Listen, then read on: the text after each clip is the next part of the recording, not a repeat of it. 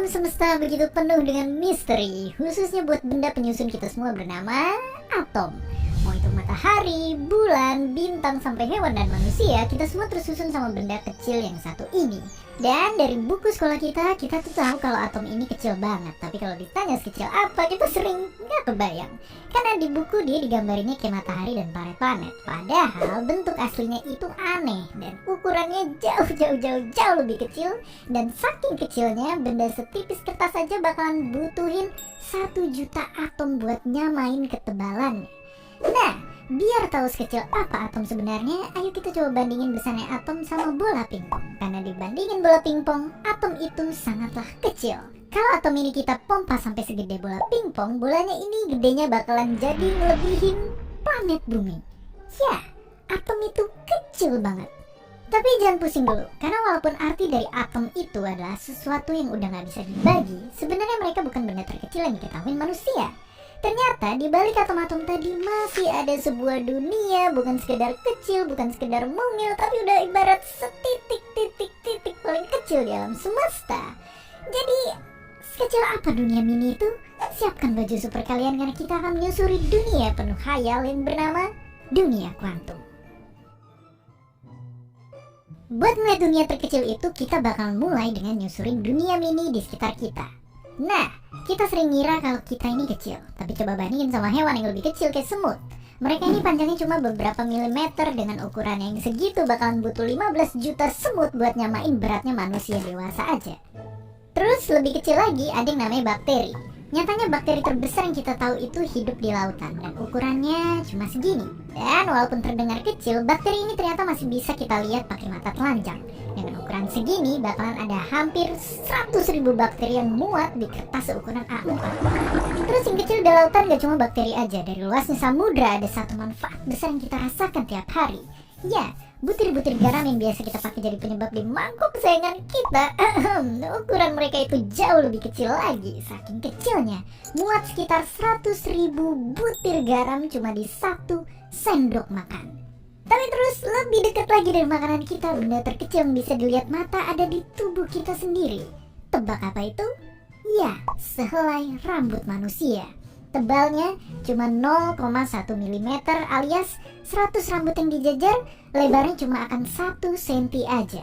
Dan walaupun super tipis, ketebalan rambut itu ternyata nggak ada apa-apanya sama kecilnya atom, karena masih bakal butuh 500.000 atom yang dijejer buat nyamain ketebalan rambut tadi. Oke, sebelum kita buru-buru ke atom, itu baru benda-benda yang masih kasat mata. Sekarang semakin dalam kita menjelajah, kita udah harus butuhin mata supernya mikroskop cahaya. Karena di sini kita bakalan ketemu sama benda kecil lain kayak sel-sel di badan kita, termasuk kepingan sel darah merah. 25 triliun dari mereka tiap harinya mondar-mandir di tubuh kita. Dengan ukuran yang kecil ini, ngebandingin sel darah merah terhadap tutup botol itu ibarat ngebandingin tutup botol terhadap bundaran HI di Jakarta. Inilah wujud darah kita, cairan tubuh yang mungkin paling penting yang bikin kita bisa terus hidup. Ternyata ukurannya cuma sekecil ini. Mereka ngebawa oksigen ke seluruh sudut tubuh dari yang tadinya cuma ada di paru-paru. Tapi justru di paru-paru lah kita akan ketemu sama sumber si masalah yang lagi viral.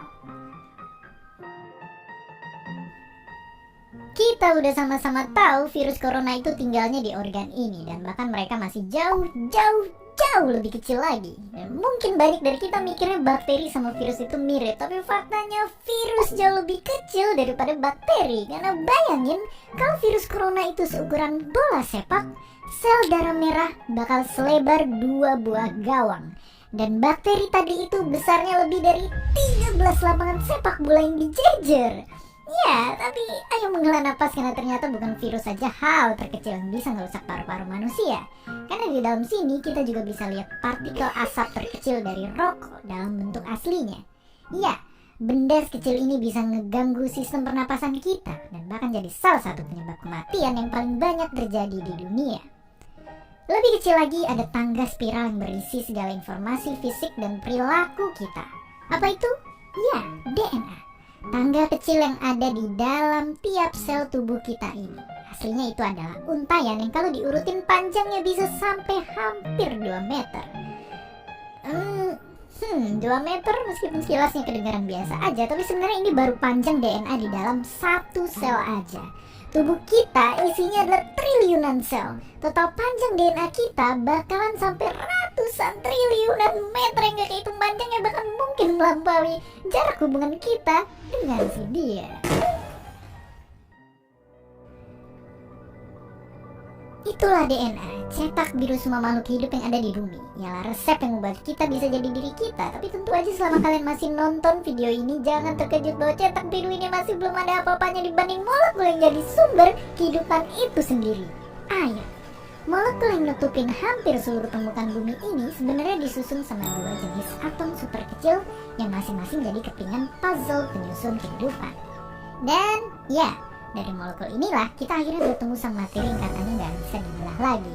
Benda penyusun matahari, planet, bumi, hewan, dan manusia. Inilah atom. Dan disinilah kita akan memasuki dunia kuantum. Lalu kita mungkin pernah ngira kalau para atom itu adalah benda-benda terkecil. Padahal sebenarnya atom itu ibarat buah yang punya biji di dalamnya. Mereka bernama proton dan neutron, dan benda yang berada di sekitarnya bernama elektron. Tapi nggak kayak buah yang terisi penuh, atom ini bisa dibilang kosong. Karena nyatanya bagian sangat besar dari atom itu hanyalah ruang hampa. Lalu kalau kita balik lagi di awal, kita udah ngebayangin kalau atom dibandingin sama benda sekitar. Tapi coba kita bandingin lagi sama intinya yang lebih kecil lagi. Saking kecilnya, kalau atom kita perbesar sampai segede bola kelereng aja, kita bakalan masih belum bisa ngeliat intinya. Baru setelah kita perbesar atom seukuran stadion sepak bola, kita baru bisa ngeliat si inti atom ini. Hanya berukuran sekecil bola kelereng. Dan gak berhenti di situ, inti dari atom-atom kita ini juga disusun sama inti yang lebih kecil lagi bernama quark.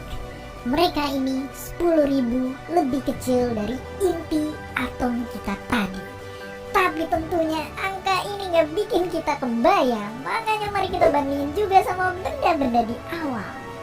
Oke, kalau quark ini kita pompa sampai segede kelereng, tebak akan segede apa atom? Atom kita akan sebesar Pulau Jawa. Dari sudut pandang quark yang seukuran kelereng ini, bola kelereng yang sebenarnya itu bukan cuma akan sebesar bumi, bukan sebesar matahari, tapi hampir seukuran mata surya kita. Lalu apakah kita sudah sampai batas terkecil? Dan bisa ditebak? Sama sekali enggak. Ada sebuah ukuran yang bukan sekedar lebih kecil dari atom, tapi 10 miliar triliun kali lebih kecil daripada atom. Kencangkan pegangan kalian, karena kita akan ke sana.